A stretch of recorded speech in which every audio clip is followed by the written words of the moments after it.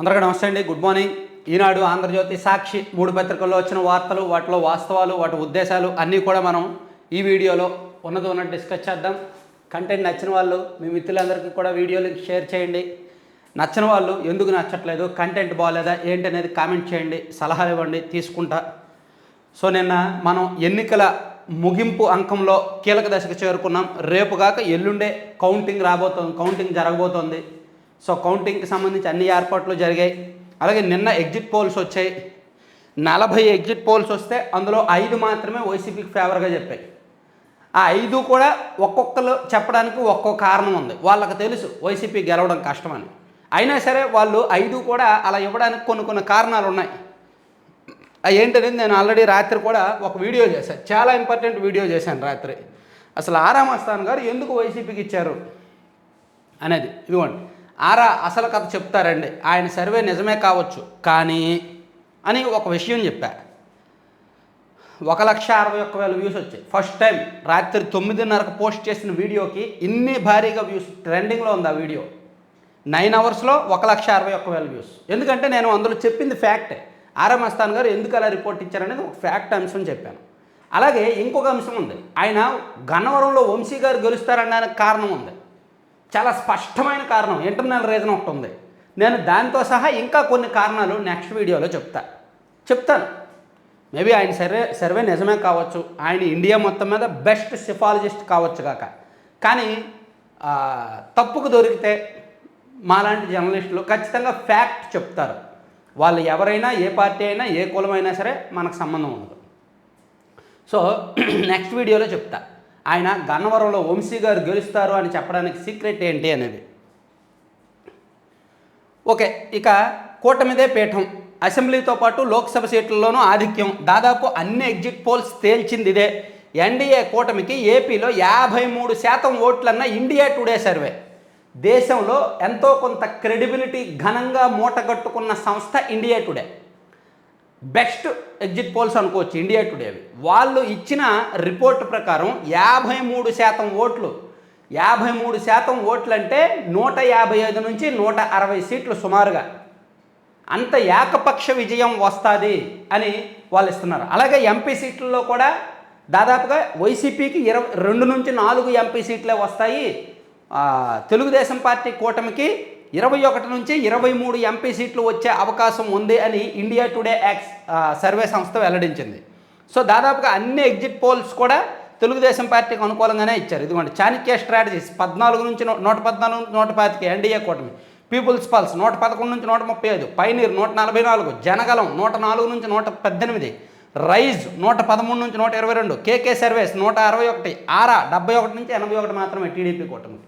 Even నేను కూడా ఏపీలో సీఎం ఎవరు, గెలుపెవరిది ఎగ్జిట్ పోల్స్ రిపోర్ట్ అని మన ఛానల్ ఎక్స్క్లూజివ్గా మన టీం ద్వారా ఏదో నాకున్న సోర్సులు, నాకున్న పరిజ్ఞానం, నాకున్న లిమిటెడ్ సోర్సులు, లిమిటెడ్ టీంతో నేను కూడా రాష్ట్ర వ్యాప్తంగా పరిశీలించి ఒక వీడియో రిలీజ్ చేశాను.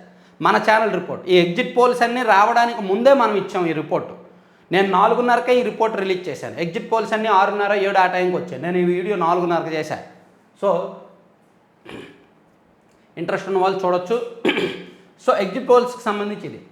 అలాగే ఆంధ్రజ్యోతిలో కూడా కూటమికే జై, ఎగ్జిట్ పోల్స్ అంచనా, మెజారిటీ జాతీయ సర్వే సంస్థల మొగ్గు అటే, లోక్సభ సీట్ల ప్రాతిపదికన అంచనా, కూటమికి 21 నుంచి 23 రావచ్చన్న ఇండియా టుడే, 3 పార్టీల మధ్య సమన్వయం కుదిరిందన్న సంస్థ, ఓట్ల బదిలీ సవ్యంగా జరిగిందని వెల్లడి, 21 నుంచి 25 సీట్లు ఇచ్చిన ఏబీపీ సీ వాటర్ అయితే 21 నుంచి 25 సీట్లు వచ్చే ఛాన్స్ ఉందని ఇచ్చారు. 19 నుంచి 23 రావచ్చన్న ఇండియా టీవీ, న్యూస్ 18 అంచనా 19 నుంచి 22 స్థానాలు. ఇక రాష్ట్ర స్థాయి సర్వే సంస్థల్లోనూ 1-2 తప్ప అన్నీ కూటమికే జై. వైసీపీకి 94 నుంచి 104 రావచ్చన్న ఆరా. సో ఆల్మోస్ట్ 40 సర్వేలు రిలీజ్ అయితే, 40 ఎగ్జిట్ పోల్స్ రిలీజ్ అయితే అందులో 35 సంస్థలు టీడీపీ కూటమే విజయం అని చెప్పాయి. సో సాక్షిలో ఏం రాశారో చూద్దాం. వైఎస్ఆర్సీపీదే ఏపీ అసెంబ్లీ ఎన్నికల ఫలితాలపై మెజారిటీ ఎగ్జిట్ పోల్స్ స్పష్టీకరణ. మెజారిటీ ఎగ్జిట్ పోల్స్ అంటే ఏంటి? మ్యాక్సిమం ఎక్కువ ఎగ్జిట్ పోల్స్ వైసీపీకే ఇచ్చాయని అర్థం కదా? అబద్ధం కదండి. ఏమండి, కీలకమైన ఏబిపిసి ఓటరు, కీలకమైన ఇండియా టుడే, కీలకమైన చాణక్య స్ట్రాటజీస్, కీలకమైన సర్వే సంస్థలన్నీ కూడా టీడీపీ కూటమి అధికారంలోకి వస్తుందని చెప్తుంటే వీళ్ళు ఇంకా అలాగే రాస్తున్నారంటే ఎంత సొంత పత్రిక వల్ల ఎంత ప్రయోజనం అండి. సొంత పత్రిక వల్ల ఎంత అదేంటిది రియాలిటీ షో సినిమా. చూడండి, మీకు రిపోర్ట్ చూపిస్తా. ఇదిగో నిన్న వచ్చిన ఎగ్జిట్ పోల్స్ ఇవి మొత్తం 40, 1 నుంచి 40. ఈ 40లో 5 మాత్రమే వైసీపీకి అనుకూలంగా రిపోర్ట్లు ఇచ్చారు. చాణక్య, ఆరామస్థాన్, సిపిఎస్, పార్థదాస్, జన్మత్ పోల్స్, ఈ 5 మాత్రమే వైసీపీకి అనుకూలంగా ఇచ్చారు. ఆత్మసాక్షి అనేది నాట్ ఎగ్జిట్ పోల్ సంస్థ కాదు. ఆత్మసాక్షిని మనం నమ్మడానికి వీల్లేదు. అలాగే టైమ్స్ నౌ అనేది కూడా మనం పట్టించుకోవాల్సిన అవసరం లేదు. టైమ్స్ నౌ అనేది గత కొన్ని సంవత్సరాలుగా వైసీపీకి అనుకూలంగా ఉంది. పాపం టైమ్స్ నౌ వాళ్ళు మామూలు షాక్ ఇవ్వాలి వైసీపీకి. పాపం రోజు మనం న్యూస్ పేపర్ అనాలిసిస్లో టైమ్స్ నౌ వాళ్ళ వార్త చెప్పుకునే వాళ్ళం. వైసీపీకి 24 నుంచి 25 ఎంపీ సీట్లు, 24 నుంచి 25 ఎంపీ సీట్లు వస్తాయని టైమ్స్ నౌ వాళ్ళ సర్వే సంస్థ చెప్పిందని నెలకు ఒక వార్త వచ్చేది సాక్షిలో. తీరా కీలక సమయంలో హ్యాండ్ ఇచ్చారు వాళ్ళు. ఈరోజు రాయొచ్చుగా 24 నుంచి 25 వస్తాయని, ఆ టైమ్స్ నౌ ఈరోజు చెప్పొచ్చుగా. అంటే ఇన్నాళ్ళు పేమెంట్తో చెప్పారు, నిన్న వచ్చేసరికి క్రెడిబిలిటీ గురించి ఆలోచించినట్టున్నారు. టైమ్స్ నౌ వాళ్ళు నిన్న చెప్పలా, ఇచ్చినా సరే తక్కువ ఇచ్చారు. చూడండి, అత్యంత కీలకమైన సంస్థలన్నీ కూడా మొత్తం 40 సంస్థల్లో 35 టీడీపీ కూటమికి అనుకూలంగా వచ్చాయి, 5 మాత్రమే వైసీపీకి అనుకూలంగా వస్తే ఆ 5ని బేస్ చేసుకొని వైఎస్ఆర్సీపీదే ఏపీ అని రాశారు. ఏం చేస్తాం చెప్పండి, అదనమాట. సో ఎగ్జిట్ పోల్స్ గురించి పక్కన పెట్టేస్తే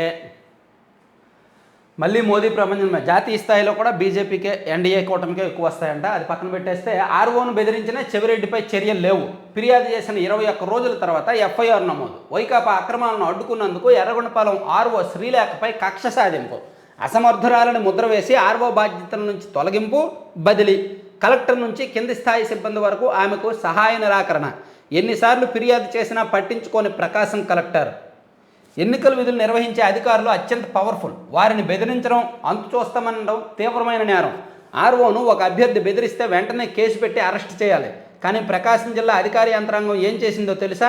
మే 19వ తేదీ వరకు దాదాపు 21 రోజులు తత్సారం చేసి చెవిరెడ్డి మరిన్ని అక్రమాలకు పాల్పడేందుకు అవకాశం ఇచ్చి పోలింగ్ ప్రక్రియ ముగిసిన 6 రోజులకు ఎఫ్ఐఆర్ నమోదు చేసింది.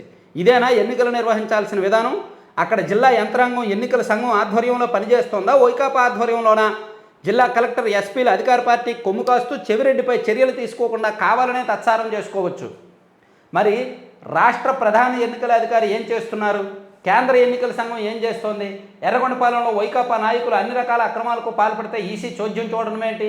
ఏకంగా ఒక ఆర్ఓను లోక్సభ అభ్యర్థి అందరి ముందు అంతలా బెదిరిస్తే ఆయనపై ఇంతవరకు కనీస చర్య తీసుకోవాలి లేదంటే ఏమనుకోవాలి? ఇది ఆయన బెదిరించిన వీడియోలు కూడా బయటకు వచ్చాయి.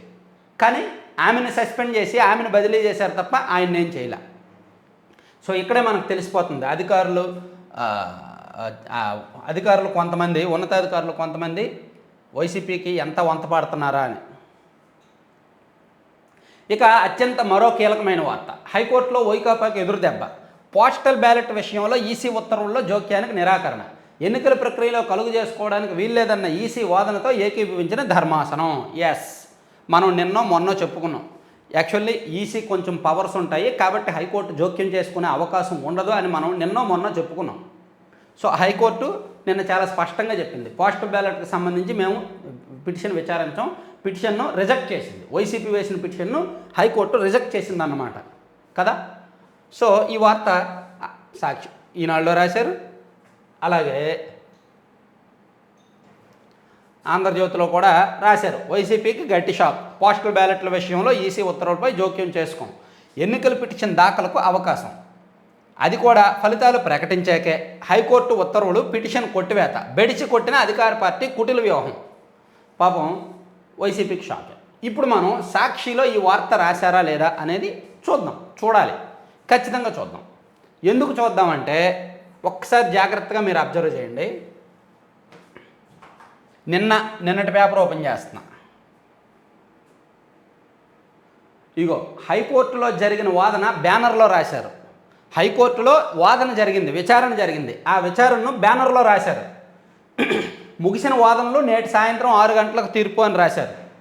ఎన్నికల ఫలితాలపై అభ్యంతరం ఉంటే ఎన్నికల పిటిషన్ వేసుకోవాలని ఎన్నికల సంఘం సీనియర్ న్యాయవాది అవినాష్ దేశాయ్ ముగిసిన వాదనలో నేటి సాయంత్రం 6 గంటలకు తీర్పు అని నిన్న రాశారు.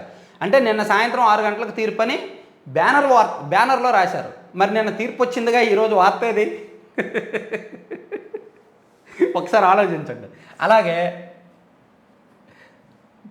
మొన్న కూడా రాశారు.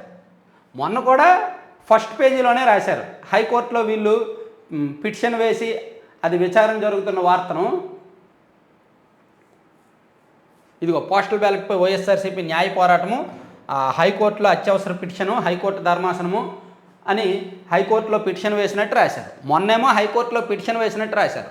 నిన్నేమో విచారణ జరిగింది, ఈరోజు సాయంత్రం తీర్పు వస్తుందని రాశారు. తీర్పు వ్యతిరేకంగా వచ్చేసరికి వార్త లేపేశారు. ఏమండి, సాక్షి, నేను కూడా సాక్షి అభిమానినే. నా మనోభావం దెబ్బతింది. ఎవరి మనోభావాలు దెబ్బతిన్నా పట్టించుకోవద్దు. ఎందుకంటే ఆ వార్తే రాయలేదు అసలు. నేను చూసా నిన్న ఫస్ట్ పేజీలో రాసి, మొన్న ఫస్ట్ పేజీలో రాసి, తీర్పు వ్యతిరేకంగా వచ్చేసరికి అసలు వార్త లేపేసిన ఘనమైన మీడియా, ఘనమైన జర్నలిజం. దండం బాబు. వార్త లేదు అసలు. మేబీ లోపల పేజీల్లో ఉంటే ఉండొచ్చు కాక. నేను 3 పేజీలు చూసాను, 3 పేజీల్లో లేదు. అంటే ప్రయారిటీలో లేదు. నిన్న ఇచ్చిన ప్రయారిటీ ఈరోజు లేదు, మొన్న ఇచ్చిన ప్రయారిటీ ఈరోజు లేదు. ఎందుకంటే మనకు వ్యతిరేక తీర్పు వచ్చింది. మనకు వ్యతిరేక తీర్పు వస్తే వాళ్ళని అర్జెంటుగా వాళ్ళ వార్త రాయకూడదు. అది హైకోర్టు అవని, లేదా సుప్రీంకోర్టు అవని, లేదా ఇంకెవరైనా అవని. మనకు అనుకూలమైన తీర్పు వస్తే బ్యానర్, మనకు వ్యతిరేకమైన తీర్పు వస్తే అసలు వార్తే ఉండదు.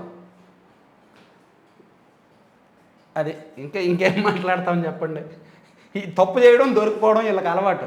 జులై సినిమాలో బ్రహ్మానందం లాగా. తర్వాత అదొకటి ట్విస్టు. ఎగ్జిట్ పోల్స్ ఏమో 40 సంస్థల్లో 35 సంస్థలు ఎన్డీఏ కూటమికి అనుకూలంగా ఇచ్చి 5 సంస్థలు వైసీపీకి ఇస్తే, ఆ 5 సంస్థలు ఇచ్చిన దాన్ని వైఎస్ఆర్సీపీ ఇదే ప్రపంచం అని రాశారు. 4వ తేదీ ఓడిపోయాక 5వ తేదీ కూడా అదే రాస్తారు. 2వ స్థానంలో వైసీపీ. చూడండి, ఇద్దరు పరుగు పందెంలో ఇద్దరు పాల్గొంటారు. ఒకడు గెలుస్తాడు, రెండో వాడు ఓడిపోతాడు. ఓడిపోయిన వాడికి సొంత పత్రిక ఉంటే అద్భుత ప్రదర్శన చేసి త్రుటిలో మొదటి స్థానం కోల్పోయిన మన అభ్యర్థి, 2వ స్థానంతో జైకేతనం, ప్రపంచవ్యాప్తంగా అభిమానుల సంబరాలు. పరుగు పందెంలో ఉన్నది ఇద్దరే. సేమ్ అలాగే రాస్తారు 5వ తేదీని కూడా.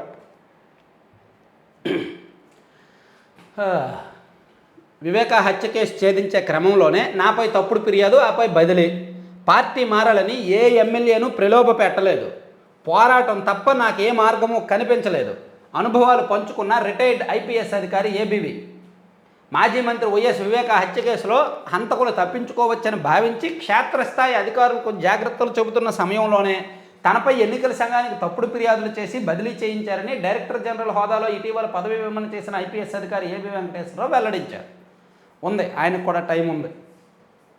టీడీపీ గవర్నమెంట్ వస్తే ఆయనకు టైం ఉంటుంది, నో ప్రాబ్లం. ముగిసిన ప్రధాని ధ్యానం. అమ్మ, ఫోటోగ్రాఫర్లకు పని ముగిసిందయ్యా. పని ముగడం కాదు, వేరే వాళ్ళు షిఫ్ట్ ఎక్కుతారు. ఆయన ధ్యానం ముగిసిందంటే వేరే వాళ్ళు మళ్ళీ షిఫ్ట్ ఎక్కాలి. ధ్యానం యాంగిల్స్ ఫోటోలు వేరు కదా. తర్వాత పెట్టుబడి సాయం ఏమైపోయింది? కరువు తుఫాను నష్టానికి 1294 కోట్లు జమ చేశామంటున్న ఆర్థిక శాఖ. ఖాతాల్లో జమ కాలేదంటున్న 50% పైగా రైతులు. రబీ నష్టానికి పెట్టుబడి సాయం పైన నీలి నీడలే.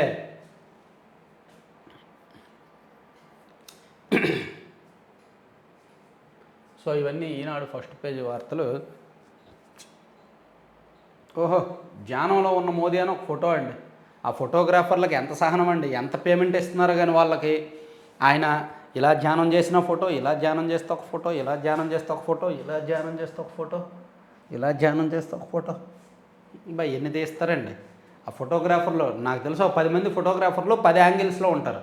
చూడండి, సినిమాల్లో మనం చూస్తాం, ఎక్కడో దూరంగా ఒక తీవ్రవాది ఉంటే వాడిని కాల్చడానికి ఏదో బిల్డింగ్ పైన ఉంటారు షూట్ గన్ పట్టుకొని.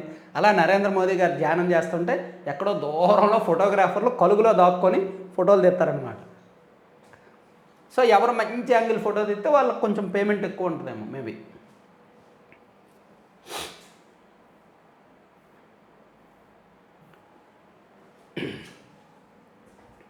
ఆర్వోని బెదిరించిన ఎవరైనా ఆ ఫోటో డిలీట్ చేయండి. నెటిజన్పై ఎస్బీఐ ఆగ్రహం. సోషల్ మీడియాలో పోస్ట్ చేసిన తమ బ్రాంచ్ ఫోటోను వెంటనే తొలగించాలంటూ ఒక వినియోగదారుపై ప్రభుత్వ రంగ బ్యాంకు ఎస్బీఐ ఆగ్రహం వ్యక్తం చేసింది. ఓకే, మంచిది. ఇంతకు ఏం చేశాడు?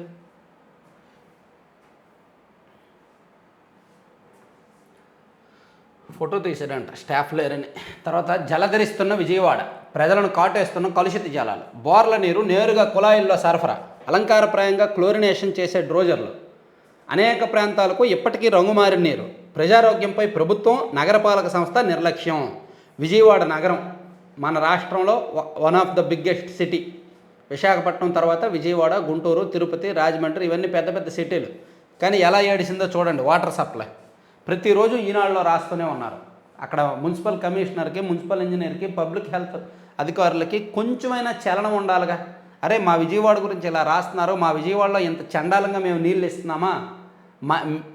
ఇక్కడ ఏం లేదు. ఈ ఏరియాలోకి వెళ్ళి ఆ municipal commissioner and municipal engineer and public health స్టాఫ్ని తీసుకెళ్ళి ఏరియాలో ఉంచి ఈ నీళ్ళు తాగించాలి. అది ఒక్కటే శిక్ష. విజయవాడ విమానాశ్రయంలో చంద్రబాబు ఘన స్వాగతం, తెదేపా శ్రేణుల్లో జోషు, సీఎం అంటూ నినాదాలు. ఓకే, తెదేపా కార్యాలయంలో సంబరాలు. ఎగ్జిట్ పోల్స్ అనుకూలంగా రావడంతో సంబరాలు చేసుకుంటున్నారు. రిజల్ట్స్ వచ్చాక ఉబ్బి తబ్బిబ్బైపోతారేమో.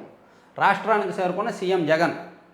ఓకే, పిన్నెల్లితో ప్రాణహాని, హైకోర్టు ఉత్తర్వులపై స్టే ఇవ్వండి, కౌంటింగ్ ఏజెంట్లను ఆయన బెదిరించే ప్రమాదం ఉంది, సుప్రీంను ఆశ్రయించిన నంబూరు శేషగిరిరావు. సో పిన్నెల్లి రామకృష్ణారెడ్డి గారికి హైకోర్టు 6వ తేదీ వరకు అరెస్ట్ చేద్దని ఉత్తర్వులు ఇచ్చింది కదా. సో ఆయన ఏమంటాడంటే హైకోర్టు ఉత్తర్వుల మీద స్టే అడుగుతున్నారు. ఇక మంగళగిరిలో భారీ మద్యం డంప్, మాజీ ఎమ్మెల్యే కాండ్రు కమల ఇంటి సమీపంలోనే నిల్వ, సెబ్ అదుపులో వైకాపా నాయకుడు. ఎన్నికలు అయిపోయినాయిగా, ఇంకా ఏంటి మద్యంతో స్నానం చేస్తారేమో రిజల్ట్స్ వచ్చాక. ఇక ఎన్నికల విధుల నుంచి కారంపూడి సిఐ తొలగింపు. పల్నాడు జిల్లా కారంపూడి సిఐ నారాయణ స్వామిని ఎన్నికల విధుల నుంచి తొలగించారు. తప్పు ఎవరిదో కానీ శిక్ష మరొకరికి. ఎన్నికలకు 2 రోజుల ముందు ఆయన వెళ్ళాడు కారంపూడి. ఆయనదేముంటుంది, ఆయన పాత్ర ఏముంటుంది? చివరికి ఆయనే దెబ్బలు తిన్నాడు. అక్కడ ఇరు వర్గాలు కొట్లాడుకుంటే ఆయనకే దెబ్బ తగిలింది. అటువంటిది ఆయన్ని సస్పెండ్ చేశారు. కొన్ని వ్యవస్థలు కళ్ళు మూసుకుంటాయి. కొంతమంది అధికారుల మీద కావాలని ఎవరో ఫిర్యాదు చేస్తే ఏదో చేస్తారనమాట. శ్రీవారి సేవలో హైకోర్టు న్యాయమూర్తులు, మంచిది. శ్రీవారి సర్వదర్శనానికి 20 గంటలు. చంద్రబాబు రాకపోయినా వచ్చినట్టు తప్పుడు కథనం, సాక్షిపై ప్రెస్ కౌన్సిల్ ఆఫ్ ఇండియాకు ఫిర్యాదు. మంగళగిరిలోని తెదేపా కార్యాలయంలో శుక్రవారం జరిగిన ప్రధాన కౌంటింగ్ ఏజెంట్ల సమావేశానికి తెదేపా అధినేత చంద్రబాబు హాజరు కాకపోయినా హాజరైనట్టు సాక్షిలో తప్పుడు కథనం ప్రచురించడంపై ఆ పార్టీ నేతలు మండిపడ్డారు. సాక్షి పత్రికపై ప్రెస్ కౌన్సిల్ ఆఫ్ ఇండియాకు ఫిర్యాదు చేసినట్టు తెలిపారు. ఏమండి, సాక్షి మీద ప్రెస్ కౌన్సిల్ ఆఫ్ ఇండియాకు ఫిర్యాదు చేస్తే వాళ్ళ ఫిర్యాదులు పెట్టి నిండిపోద్దండి. ప్రతిరోజు నిండిపోద్ది. సాక్షి మీద పేజీకి ఒక తప్పుడు వార్త ఉంటుంది. సాక్షిలో పేజీకి ఒక తప్పుడు వార్త. ఎందుకు ఫిర్యాదులు చేయడం? జాలిపడి వదిలేయాలి. జాలిపడి దయ చూపి వదిలేయాలి అటువంటి పత్రిక. ఎందుకంటే అది పార్టీ పత్రిక, అది ఒక పత్రిక కాదు, అది ఒక పార్టీ కరపత్రం. కాబట్టి వాళ్ళు అలాగే రాస్తారు. అలవాటు చేసుకోవాలి. చూడండి, పాపం సాక్షి అభిమానులు, నాలాంటి సాక్షి అభిమానులు ఎంతోమంది మేము డైజెస్ట్ చేసుకుంటాం. హైకోర్టులో వచ్చిన విచారణ వార్త రాశారు, తీర్పు వార్త రాయాలి, అయినా మేము డైజెస్ట్ చేసుకున్నాం. ఎగ్జిట్ పోల్స్ 40లో 5 మాత్రమే మా వైసీపీకి అనుకూలంగా ఉన్నాయి, 35 వ్యతిరేకంగా ఉన్నాయి. అయినా సరే వైసీపీదే ప్రపంచం అన్నట్టు రాసుకొచ్చారు, మేము డైజెస్ట్ చేసుకున్నాం. అలా ఎన్నో వార్తలు రాశారు, మేము డైజెస్ట్ చేసుకున్నాం. అలాగే మీరు డైజెస్ట్ చేసుకోవడం అలవాటు చేసుకోండి. నేలకూలిన విద్యుత్ టవర్, డోలాయమానంలో 7 కొత్త వైద్య కళాశాలల ప్రారంభం, 3వ విడత కాలేజీలకు బోధకులు లేరు, దూర ప్రాంతాల్లో పనిచేసేందుకు విముఖత, విద్యార్థులు వాళ్ళ తల్లిదండ్రులకు నిరాశ, ప్రభుత్వ ప్రణాళికలేమితో ఈ దుస్థితి. తెదేపా ఏజెంట్ వాహనానికి నిప్పు. బ్యాంకులు ప్రజలకు ఇంకా దగ్గర కావాలి, దగ్గర అవుతాయి, అయిపోతాయి. భోగాపురంలో భూచాలు, 5 ఏళ్ల నుంచి భూముల దోపిడీకి రంగం సిద్ధం, ప్రభుత్వ పెద్దల అండదండలతో సాగిన వ్యవహారం. ఏముంది, గవర్నమెంట్ మారిన తర్వాత ఎంక్వైరీ విచారణ కమిటీ వేయండి, సిట్ వేయండి. ఆ సిట్ కూడా అలాగే సిట్టు కూర్చొని ఉండకుండా కొంచెం త్వరగా ఒక 1 నెల రోజుల్లోనో 2 నెలల్లోనో రిపోర్ట్ ఇచ్చేలా చూడండి. దేని మీదైనా సిబిఐ ఎంక్వైరీ జరిగినా, సిట్ ఎంక్వైరీ జరిగినా, ఎంక్వైరీ స్టార్ట్ అయిన ఒక 2 రోజులు స్పీడ్ ఉంటుంది, ఆ తర్వాత మర్చిపోతారు, ఇంకా అది అయిపోద్ది. అంటే సిట్ అంటే వాళ్ళు వెళ్ళి విచారించి కూర్చోవడమేనేమో, ఇంకా రిపోర్ట్ ఇచ్చేదేమో ఉండదేమో. సో ఇది అయిపోయింది. ఇప్పుడు ఆంధ్రజ్యోతి కాదు, సాక్షిలో ఒకటి చెప్పాం, సీఎం జగన్కు ఘన స్వాగతం అంట, అదొకటి రాసాం. నేడో రేపో సీఎంలోకి నైరుతి, ఇది ఒకటి రాసాం. సో సాక్షిలో వచ్చిన వార్తలు ఎంత అద్భుతంగా ఉన్నాయో మనం చూస్తున్నాం. దానిలో మనకి ఎటువంటి అనుమానము లేదు. పోస్టల్ బ్యాలెట్లపై భద్రం, ఏజెంట్లు అవి అత్యంత కీలకం, లెక్కింపులో జాగ్రత్తలు తప్పనిసరి, ఉదయం 6 గంటలలోపే కౌంటింగ్ కేంద్రాలకు రావాలి. ఆర్ఓ టేబుల్ మీద లెక్కింపు చెల్లుతుందో లేదో నిర్ధారించాక లెక్కింపు చేపట్టాలి. 13A డిక్లరేషన్పై ఓటర్ సంతకం, అడిషనల్ అధికారి సంతకం తప్పనిసరి. అనుమానం వస్తే ఆర్ఓకు ఫిర్యాదు చేయాలి. ఓకే. ఎన్డీఏ హ్యాట్రిక్, భారీ మెజారిటీ ఖాయం, ఎగ్జిట్ పోల్స్ అంచనా. మంచిది. రెండో పేజీకి వెళ్దాం. వైఎస్ఆర్సీపీదే ఏపీ అసెంబ్లీ ఎన్నికల మెజారిటీ ఎగ్జిట్ పోల్ స్పష్టీకరణ. టైమ్స్ నౌ వాళ్ళు ఇచ్చారా లేదా మనకి? వైసీపీకి ఇవ్వలేదా?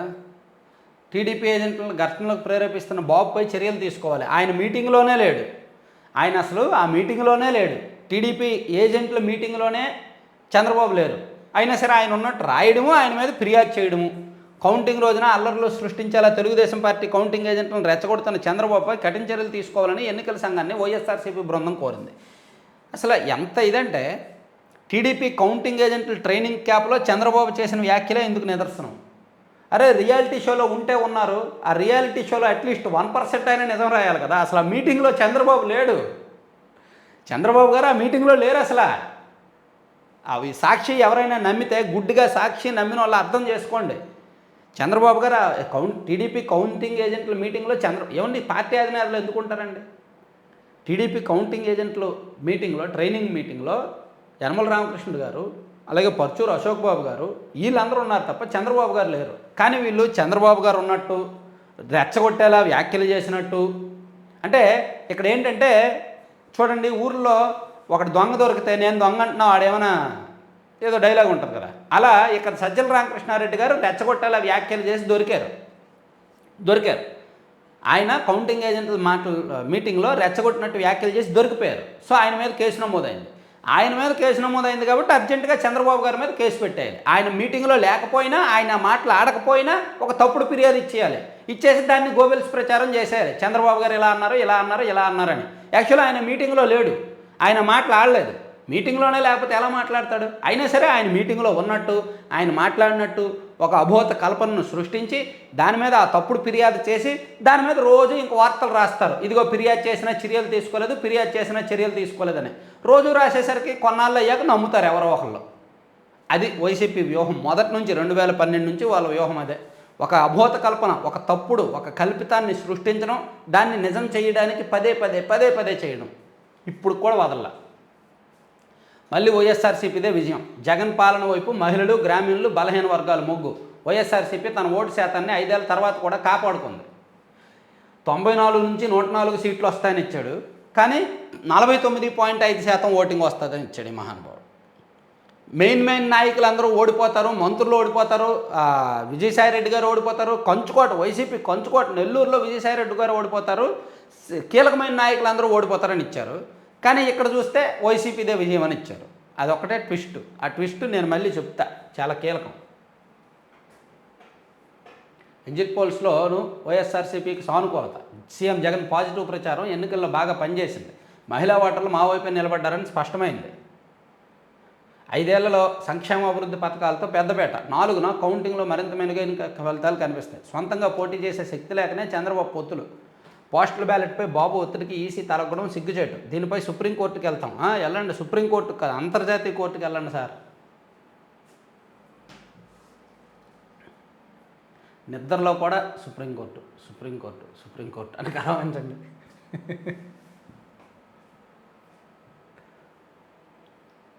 ఫలితాలు వస్తున్నాయి, పారాహోష. అంచనాలు, అభిప్రాయాల విషయంలో ఎలా ఉన్నా కౌంటింగ్ రోజున ఆ తర్వాత రాష్ట్రంలో పరిస్థితులు ఎలా ఉండబోతున్నాయి అనేది కీలకం కాదు. శాంతి భద్రతల సమస్య ఉంటుంది. ఖచ్చితంగా చాలా పెద్ద గొడవలు అవుతాయి. కౌంటింగ్ రోజు మన రాష్ట్ర చరిత్రలో లేనటువంటి దారుణమైన గొడవలు జరుగుతాయి. కౌంటింగ్ రోజు రేపు ఎల్లుండి 4-5 తేదీల్లో చాలా దారుణంగా ఉంటుంది. 10 ఏళ్ళైనా ఎక్కడికి వంగడే అక్కడే. ఒక్క వాగ్దానము పూర్తిగానే పోయినాం. వెనుకబడిన జిల్లాలకు మొండి చేయి. డైలీ సీరియల్ను తలపిస్తున్న పోలవరం అంచనా వ్యయం కుదింపు. ఇరిగేషన్ కాంపోనెంట్కే నిధులిస్తామంటూ కేంద్రం మెలిక. నియోజకవర్గాల పునర్వ్యవస్థీకరణ 2026 వరకు పెండింగ్.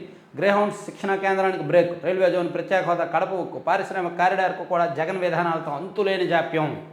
సో 10 సంవత్సరాలు అయింది రాష్ట్ర విభజన జరిగి, అది ఇచ్చారు. 5 స్టార్ భోజనం, హైకోర్టు వైసీపీకి గట్టి షాకు, ఫిరాయింపులకు నేను కారణం కాదు, చెప్పుడు మాటలు విన్నాను బకరాన్ చేశారు, అది ముగిసిన మోదీ ధ్యానం. సో ఇవన్నీ 3 పత్రికల్లో వచ్చిన వార్తలు అన్నమాట. ఇవి 3 పత్రికల్లో వచ్చిన వార్తలు, వాటిలో వాస్తవాలు, ఉద్దేశాలు, ఇంకా కీలకమైన అంశాలని మనం మళ్ళీ చెప్పుకుందాం. Thank you.